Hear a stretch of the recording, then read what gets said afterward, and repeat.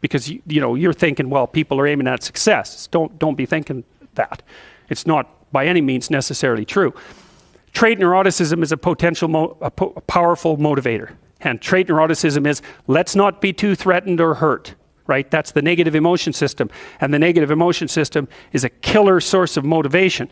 You also see that there are scales of well-being that have been designed, mostly by social psychologists, which means they're very bad scales most of the time, because their psychometric capacity is absurdly low, generally speaking.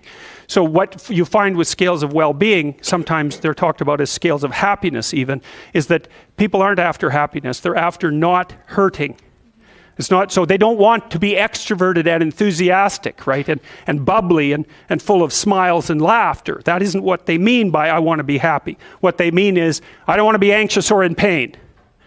And so well-being scales tend to be something like emotional stability plus extroversion. But the big loading is on emotional stability, the reverse of neuroticism. You want to avoid suffering. You don't want to be happy. You want to avoid suffering. And one way to avoid suffering is not to let the lions gnaw on you. And one way of doing that is to stay in the middle of the damn herd. And so, like, I'm not being a smart aleck about this. I understand why people do that. There's real danger to being visible. There's real danger in being visible. Now, you might be successful if you're visible, but you also might be dead.